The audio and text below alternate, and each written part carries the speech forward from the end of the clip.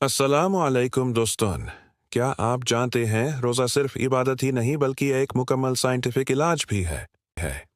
अल्लाह ताला ने कुरान में फरमाया है, ए ईमान वालो, रोज़े तुम पर फ़र्ज किए गए ताकि तुम तकवा इख्तियार करो। और साइंस कहती है कि रोज़ा हमें सब्र और खुद पर काबू सिखाता है। डॉक्टर्स इसे सेल्फ कंट्रोल थेरेपी कहते हैं। हमारे प्यारे नबी ने फरमाया, रोज़ा ढाल है।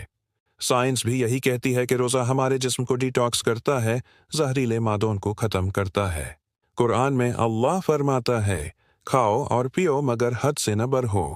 मॉडर्न रिसर्च के मुताबिक रोज़ा इंसुलिन को बेहतर बनाता है, जिससे शुगर और मोटापा कंट्रोल में रहता है।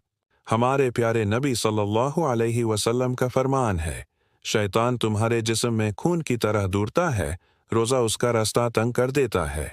साइंटिस्ट ने पाया है कि रोज़ा दिमाग में BDNF प्रोटीन को बढ़ाता है, जो याददाश्त और जहनी सुकून देता है।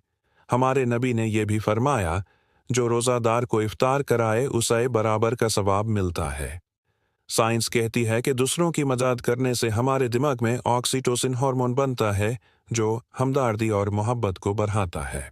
दोस्तों, रोज़ा अल्लाह का ऐसा तोहफा है जो रूह को भी पाक करता है और जिस्म को भी सेहत देता है।